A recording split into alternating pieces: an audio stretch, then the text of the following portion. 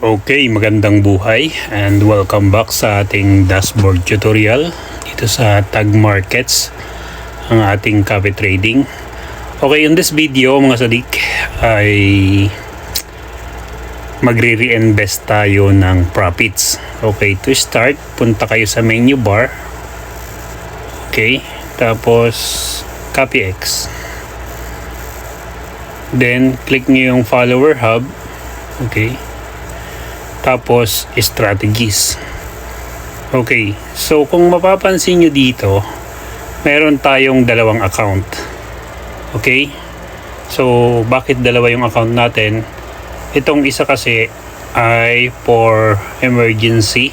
Okay, and yung isa dito tayo mag-reinvest.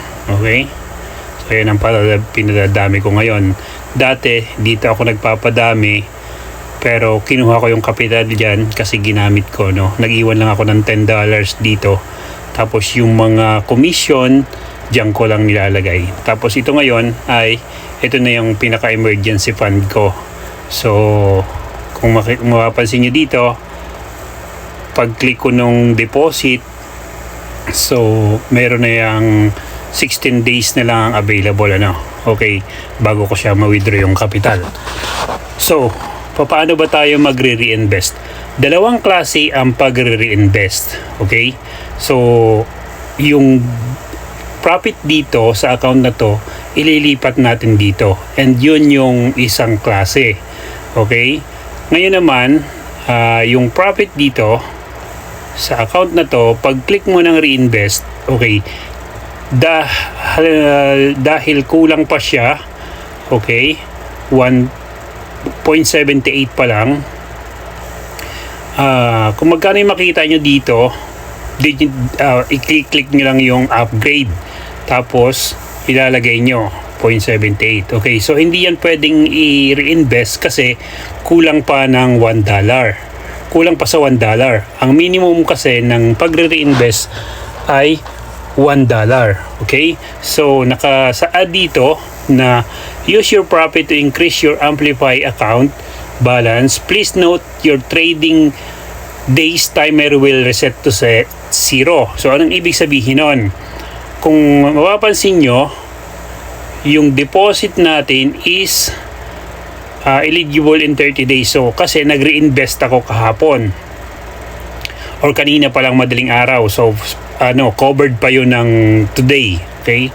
So, pag nag-reinvest ulit ako dyan, halimbawa, meron itong $1 at in-reinvest ko ulit, 30 days pa din yun. Ano?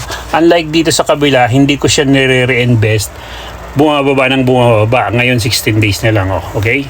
So, let's start with the withdrawal or the pag-reinvest. Okay? So, dito, dahil wala siyang $1, okay, so papansin nyo, wala siyang $1, di ba? Ngayon, kung may $1 na yan, pwede na kayong mag-reinvest ng direct dyan. Okay? Mamaya lilipat tayo dun sa ibang account na merong $1.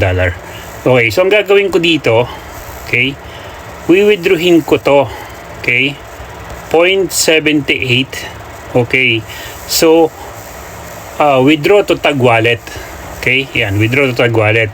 So, saan ba yung Tag Wallet? Pakita ko sa inyo. So, click natin yung withdraw. Okay, screenshot natin. Ay, ang bilis. Completed agad. Okay. So, dito mapupunta yon. Okay, yung withdraw natin, dito mapupunta. Yan.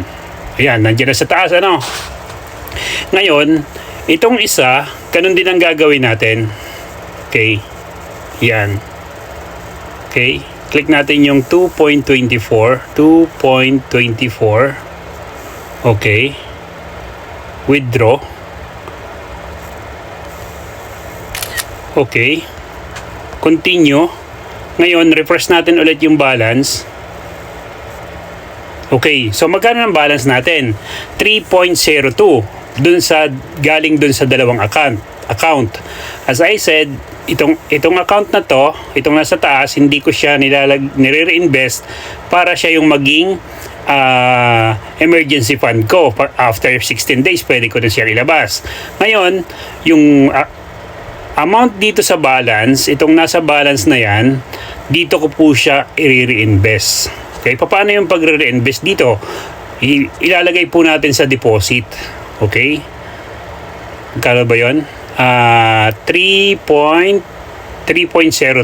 Okay? 3.02. Yan. Ganyan. So, ang balance natin dito, 76.64. Okay? Click natin yung deposit. Okay. So, sabi dyan, the value must be less than or equal to 0. So, ibig sabihin, hindi siya tinatanggap dahil ang minimum ay $10. Ano? So, ang ginagawa ko po dito, okay, nire-refresh ko lang po siya. Okay, refresh natin. Okay. Tapos, pagka-refresh po, balik tayo sa strategies. Yan, okay. I-click ko yung deposit. Okay. And then, lagay ko yung 3.02. Okay. So, magkano balance natin? 76.64. Okay. Click natin yung deposit. And that's it. Okay. Deposit completed. Naging 79.66 na siya. Okay, 76 kanina plus 3.02. Okay? So nadagdag na po 'yon. Yan yung another way of reinvesting or pagko-compound, no? So dalawang account yung pinagkunan natin, dalawang account, okay? Hindi natin dito dinagdag sa isa at dito natin pinagsama sa baba, okay? So yan yung way of reinvesting, okay, or compounding. Ngayon, lipat po tayo doon sa ibang account. Okay? Okay, ayan, nandito na po tayo sa ibang account. Okay? So, kung mapapansin nyo po, itong account na to ay merong 139.96 at yung isa ay $10. Okay, yan po, itong $10, hindi ko rin to nilalagyan. Nire-reinvestan para pag may nagtanong kasi ay pwede ko ipakita kung magkano yung profits ng $10, no? So, dito lang po tayo papasok. Ito yung pangalawang klase ng pag-reinvest. Okay, pag-click po natin ng reinvest, so, ito po yung sinasabi ko kanina na minimum of $1 ang pag-reinvest, no? So, i-click natin 1.28. Okay. So, magkano yung capital natin dito?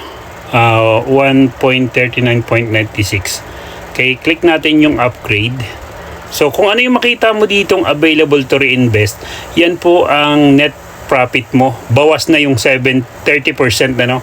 70% of the total profit and loss in everyday trades ay yun na po yung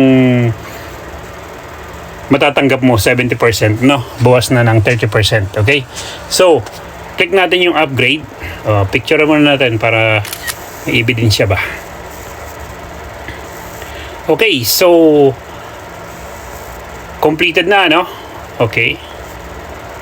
Doon tayo sa active. Ayan, so 141 na. 141 kanina. Magkano ba yung kanina? Nakalimutan natin. Kano yung kanina? Okay. Ang kanina po ay 139. Ayan. So, 139.96 plus 128. Okay. So, ganun lang po yung second way of reinvesting. Okay? So, unang klase ng pag-reinvest, click niyo yung reinvest dito, and yung pangalawa naman ay pwede nyo siyang pagsamahin dito sa taas, pagsasamahin nyo dito sa balance, and then pagsasamahin nyo naman ulit or i-deposit nyo po dito. Okay? So, ganun lang po yung dalawang klase ng pag-reinvest or pag-compounding. I hope na nasundan nyo. And sa pag-reinvest naman, ina-advise namin na pagtapos na yung trading time, like this time today po, ngayong ang oras pong ito ay mag-aalas 12 na ng gabi, so malapit nang mag-close yung trading time ng gold. And then sa Europe or sa dun po sa Mauritius, na kung saan nandun yung ating mga master traders, ay tulog na sila.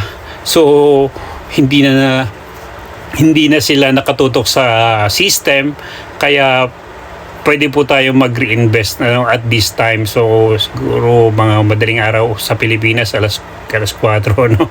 Kaya lang, pinaka the best time po talaga ay yung wala pong trades na nagaganap. Okay, well, actually tinanong ko po dun sa support, at ang sabi nila, wala namang specific time kung kailan nyo gustong mag-reinvest, no?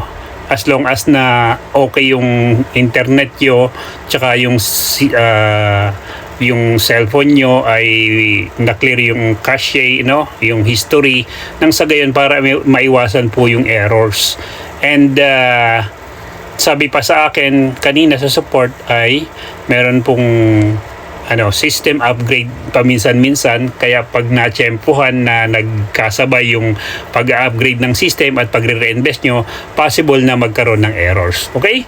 So that's all for now for our tutorial in this in this business, no, sa tag markets, copy trading. And lagi po namin ina-advise na